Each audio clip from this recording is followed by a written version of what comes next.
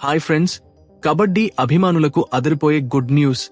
Pro kabaddi season 12లో Dabang Delhi champions గా నిలిచిన సంగతి మనకు తెలిసిందే. అయితే ఇప్పుడు అందరి కళ్ళు ప్రో కబడ్డీ సీజన్ 13 పైనే ఉన్నాయి. అసలు సీజన్ 13 ఎప్పుడు స్టార్ట్ అవుతుంది? ప్లేయర్స్ ఆక్షన్ ఎప్పుడు ఉంటుంది? మన తెలుగు టైటాన్స్ టీంలో కొత్తగా వచ్చిన యంగ్ ప్లేయర్స్ లో తెలుగు ప్లేయర్ ఎవరు? 2026లో జపాన్ నాగోయాలో జరగబోయే ఏషియన్ గేమ్స్ కోసం భారత జట్టులో ఉండబోయే ఆటగాళ్లు ఎవరు? ఈ వీడియోలో పూర్తి అప్డేట్స్ చూసేద్దాం. సో స్కిప్ చేయకుండా వీడియో లాస్ట్ వరకు చూడండి. అలాగే ఇప్పటివరకు మన ఛానల్ సబ్స్క్రైబ్ చేసుకునేవారు వెంటనే సబ్స్క్రైబ్ చేసుకోండి. అలాగే వీడియోని లైక్ చేసి చూడటం స్టార్ట్ చేయండి. అప్పుడే మన వీడియో ఎక్కువ మంది కబడ్డీ ఫ్యాన్స్ కి రీచ్ అవుతుంది.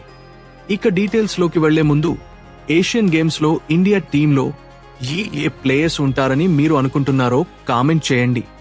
ముందుగా మనం PKL 13 కోసం తమ హెడ్ కోచ్ ని చేంజ్ చేసిన టీమ్స్ విషయానికొస్తే ఇప్పటికే చాలా ఫ్రాంచైజీలు తమ హెడ్ కోచ్లు మార్చే పనిలో పడ్డాయి.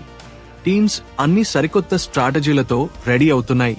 PKL 13 కోసం కొన్ని ఫ్రాంచైజీలు కొత్త కోచ్లను నియమించుకున్నాయి.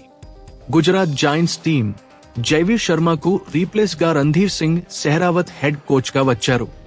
యూపీ యోద్ధాస్ కు జస్వీర్ సింగ్ కు రీప్లేస్ గా ఉపేంద్ర మలిక్ కొత్త కోచ్ గా వచ్చారు.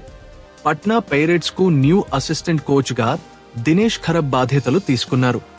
Tamil Thalaivas team head coach Sanjeev Baliyan కాంట్రాక్టును రద్దు చేయబడినట్లు అఫీషియల్ గా అనౌన్స్ చేశారు. కొత్త కోచ్ గా ఇంకా తమిళ్ టీం ఎవరని నియమించుకోలేదు. దబంగ్ డెలికేసీని ప్రో కబడ్డీ సీజన్ 12లో ఛాంపియన్ గా నిలిపిన జోగిందర్ నర్వాల్ PKL 13 కోసం కోచ్ గా కొనసాగే అవకాశం ఉంది.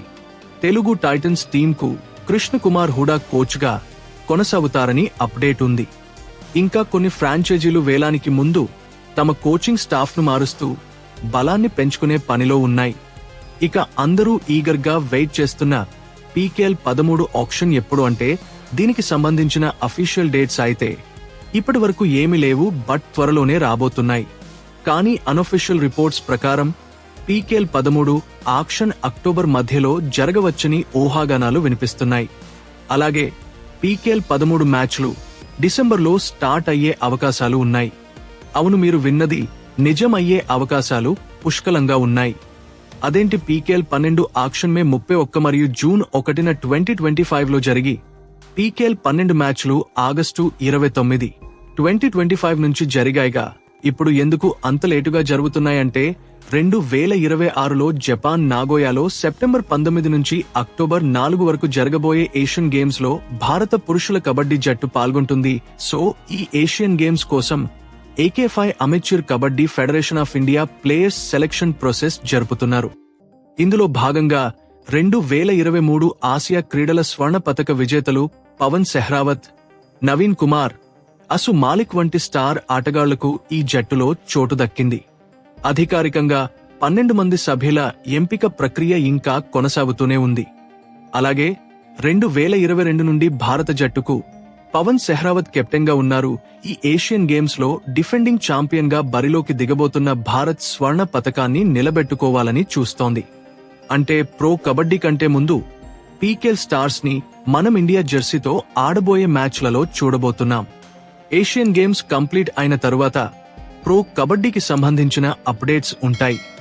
అఫీషియల్ గా అయితే ఏషియన్ గేమ్స్ స్క్వాడ్ ను రిలీజ్ చేయలేదు, కానీ ఇండియా తరఫున ప్రాబబుల్ స్క్వాడ్ ని చూసుకుంటే పవన్ సెహ్రావత్, అర్జున్ దేశ్వాల్, నవీన్ కుమార్, అసు మాలిక్, అస్లాం ఇనామ్దార్, అయాన్, దేవాంక్ దలాల్, భరత్ హుడా, మనిందర్ సింగ్, నితిన్ రావల్, గురదీప్, గౌరవ్ ఖత్రీ, నితేష్ కుమార్, అంకిత్, జయదీప్ దహియా, నవదీప్, అంకుష్ రాతి, సౌరభ్ నందల్ ఉండే అవకాశాలు ఉన్నాయి.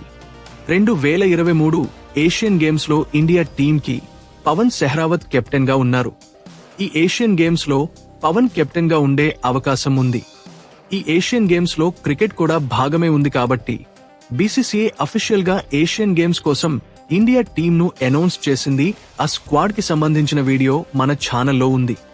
ఈ వీడియో ఎండ్ స్క్రీన్ లో ఆ వీడియో ఉంటుంది, కావాలి అనుకున్నవారు చూడొచ్చు. అలాగే రాజస్థాన్ కి చెందిన డిఫెండర్ లక్షయ్ అనే న్యూ యంగ్ ప్లేయర్ ని తమిళ తలేవాస్ టీంలోకి తీసుకున్నట్టు అఫీషియల్ గా అనౌన్స్ చేశారు. ఇక మన టైటాన్స్ టీం విషయానికి వస్తే పీకేఎల్ 13కు ముందు మన తెలుగు టైటాన్స్ కొత్త ఆటగాళ్ల చేరికను అఫీషియల్ గా అనౌన్స్ చేసింది. ప్రో కబడ్డీ లీగ్ 12వ సీజన్ పాయింట్ల పట్టికలో తెలుగు టైటాన్స్ 5వ స్థానంలో నిలిచింది. ప్లేఆఫ్స్ కు అర్హత సాధించి క్వాలిఫైర్ 2లో పునేరి పల్టాన్ చేతిలో కేవలం 5 పాయింట్ల తేడాతో ఓడిపోయి నిష్క్రమించారు.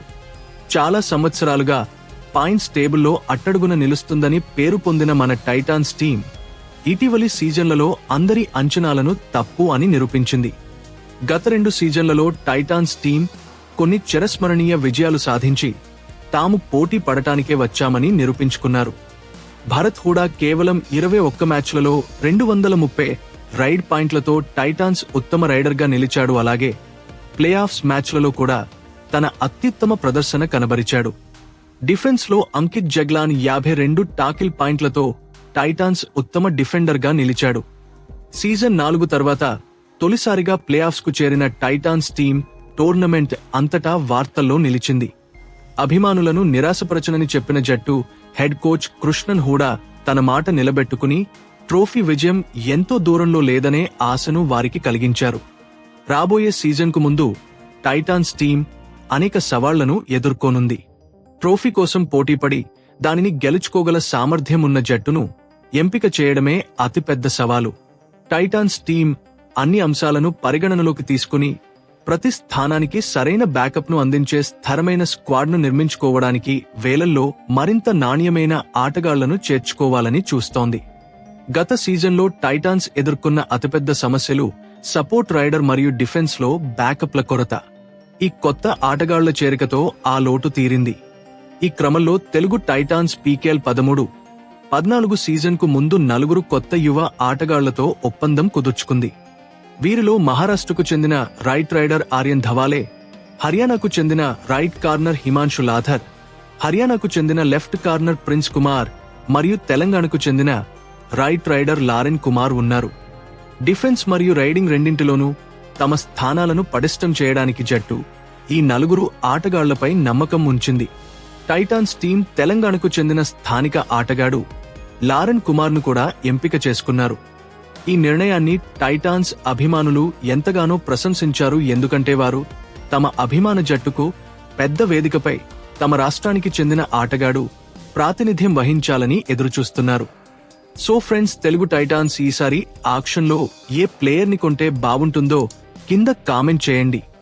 మరిన్ని latest kabaddi sports updates miss అవ్వకుండా ఉండాలంటే మన ఛానల్ని సబ్స్క్రైబ్ చేసుకోండి. అలాగే వీడియోని లైక్ చేయండి.